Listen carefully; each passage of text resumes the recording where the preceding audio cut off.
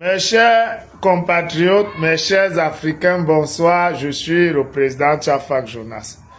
Je vois certains militants du MS dire que le RDPC a peur d'affronter le MS.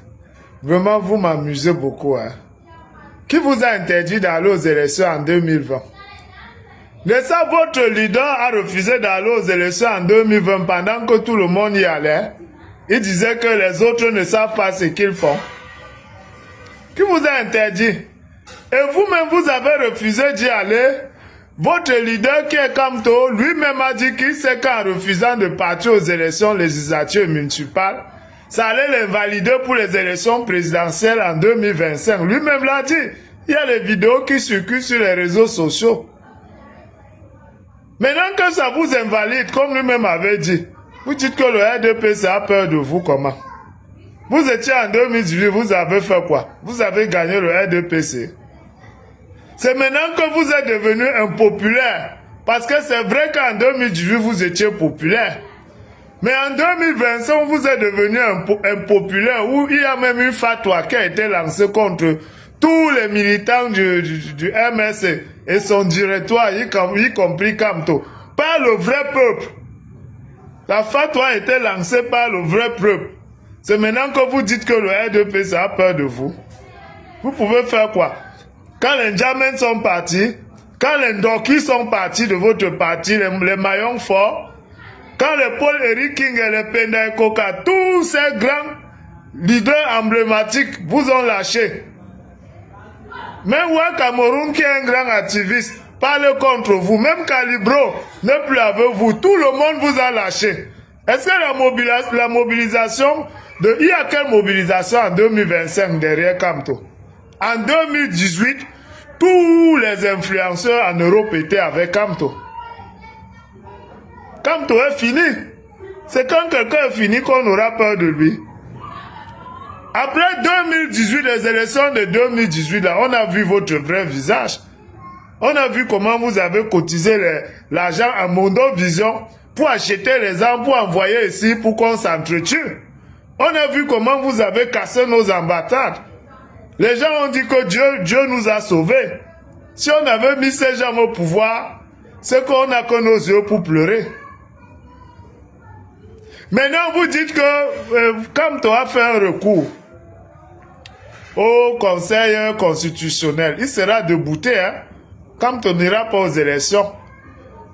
Parce que le Conseil électoral, quand le Conseil électoral décide qu'un candidat n'est pas éligible pour aller à la présidentielle, ce n'est pas le Conseil constitutionnel qui va dire le contraire. Parce que le Conseil électoral est plus qualifié en la matière que le Conseil constitutionnel. Le Conseil constitutionnel est là rien que pour jouer les arbitres.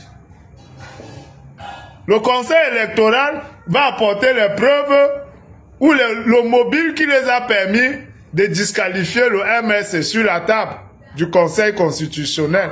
Et ils vont apprécier. Le Conseil constitutionnel ne peut jamais dédier le Conseil électoral. Parce que le Conseil électoral, à la matière, est plus qualifié que le Conseil constitutionnel. Vous devez savoir ça. Il n'est pas le seul à avoir été éliminé. Non mec erreur a parlé en état d'ivresse. Parce qu'il est bon que tout homme soit vu en état d'ivresse pour qu'on sache ce qu'il est et ce qu'il pense.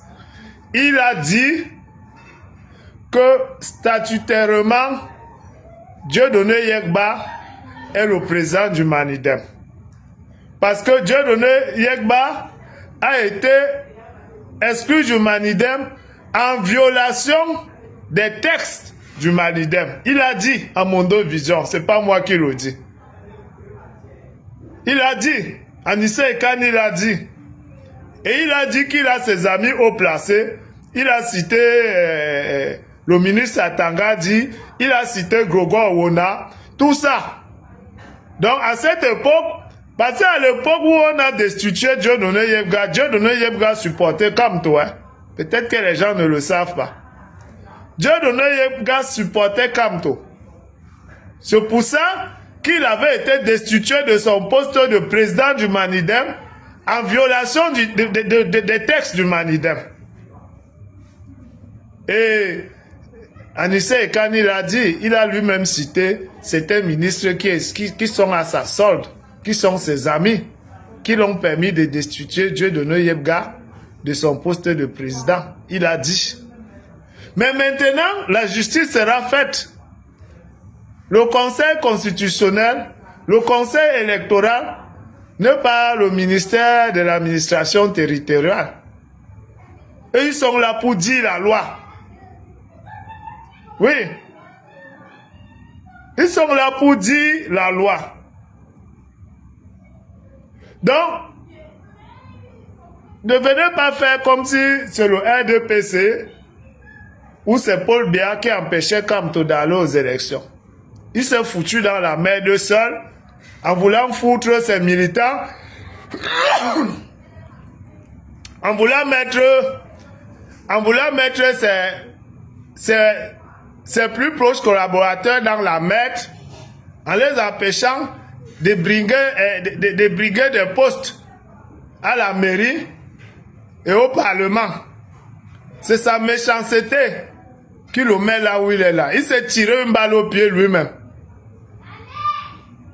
Imaginez un peu ce que Maître Ndoki va dire. Imaginez un peu ce qu'elle peut penser de Kamto.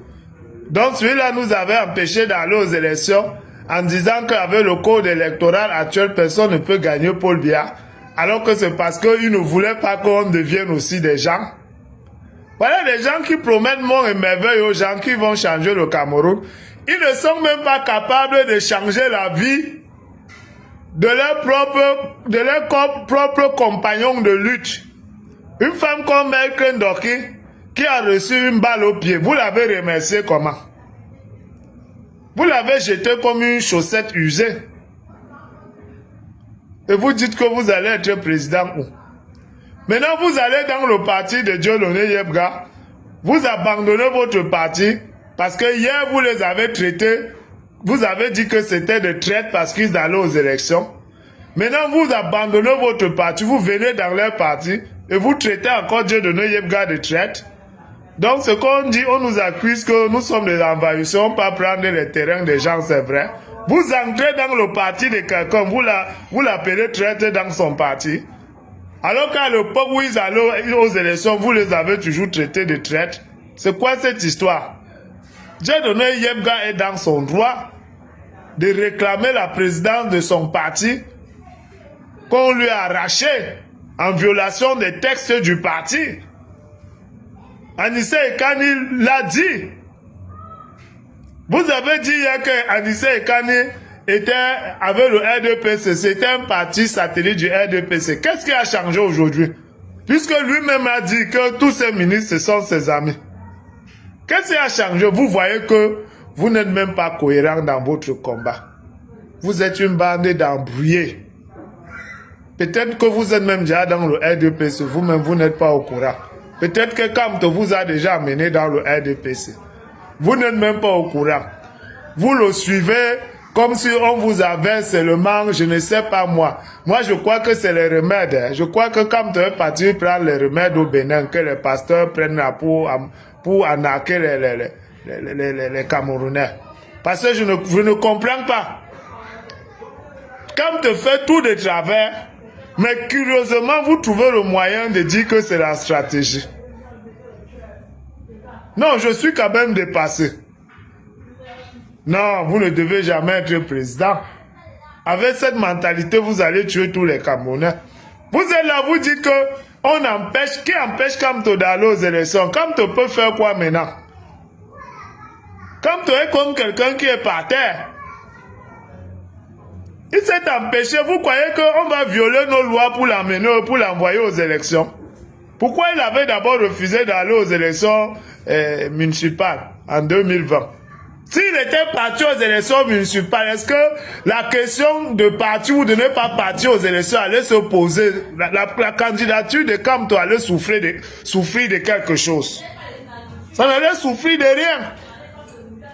Vous n'avez que Vous devez vous en prendre à votre leader qui fait tout pour tuer vos 6 milliards.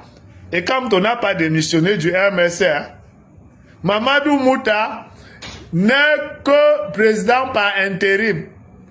Il n'assure que l'intérim. Quand tu assures l'intérim, ça veut dire qu'à tout moment où Kamto veut revenir dans son poste, il revient. Regardez même comment Kamto est malhonnête. Il part chercher un cultivateur. Il met vice-président. Il sait que Mamadou Mouta, c'est un cultivateur. Il n'a aucune culture de la politique. C'est qu'il allait même refuser le poste de vice-président par intérim là.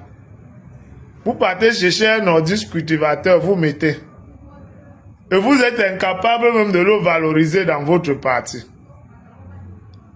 Maintenant, tout ce que Kamto a fui le MSC, les a abandonnés là-bas. Ils vont faire comment? Les Nietzsche vont faire comment? Ils ont fui le SDF pour aller dans le MSC. Kamto les a abandonnés dans le MSC maintenant. Est-ce qu'il peut encore rentrer dans le SDF? On va l'accepter dans le SDF. Nietzsche, tu crois qu'on va t'accepter dans le SDF? Tu es un traître.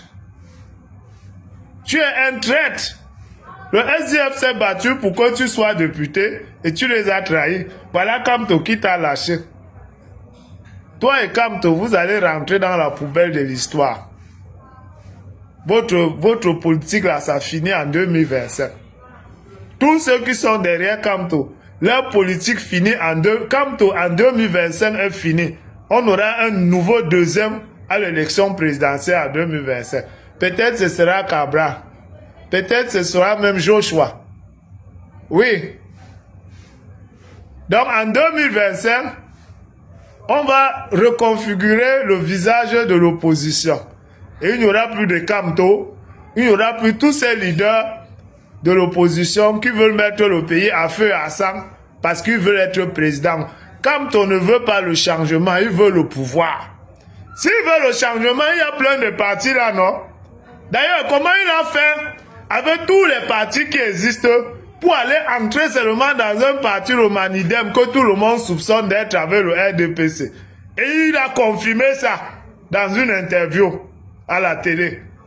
Il vient d'abord sous les 300 millions que Kamto lui a donné. Il est en train de manger ça. Son nom mec erreur là me rappelait quelque chose, mais je ne savais pas quoi. C'est quand je l'ai vu sous que je me suis rappelé que l'apuro, le fait l'apuro disait toujours que erreur Fombutuku n'a damé Fondos. Donc non mec erreur là, ça veut dire que Kamto était son Butuku, et lui comme c'était lui l'ondos, il a damé. Mais peut-être aussi Kamto est complice avec lui. Hein. Vous savez, Kamto est très malin pour dribbler vos 6 milliards. Parce que je ne vois pas Kamto, parmi tous les partis politiques qui existent de l'opposition, aller seulement entrer dans le parti d'un soulard comme Anissé et Kani. C'est une ivrogne. Vous dites maintenant qu'il a l'AVC. Quel AVC? Quand il faisait son discours en disant non mais que là, est-ce qu'il était sous? Il était normal. Comment une semaine après, il arrive sur un plateau bien peinteux, vous dites que c'est l'AVC. Vraiment, hein? Vous les gens du MS, vous êtes quand même terribles. Hein? Ça ce n'est même plus la politique que vous êtes en train de faire. C'est devenu comme l'église réveillée. Vous êtes même plus des militants, vous êtes des fidèles d'une église réveillée. Et moi je crois que si Kamto avait fait dans l'église, même Kangouka est petit. Parce que je crois que les remèdes que les Kangouka ont pris au Bénin pour charmer les militants, pour charmer les fidèles, Kamto a pris le même remède pour charmer ses militants. Parce que ces militants sont comme si ils sont drogués. La réalité est là. Vous ne voyez pas. Votre leader n'a aucune intelligence politique. L'intelligence est compartimentaire. Il y a l'intelligence financière, l'intelligence politique. Tu vas beau être intellectuel, tu arrives dans un chantier, tu vois un maçon qui n'a même pas le CEP. Mais l'intelligence qu'il développe pour trouver des solutions à des problèmes là, sur son chantier, toi-même tu es surpris. Toi, avec tous tes diplômes, tu ne peux pas développer cette intelligence. En politique, Kamto, c'est un illettré. Kamto n'a aucune intelligence politique. Et c'est ça que vous confondez.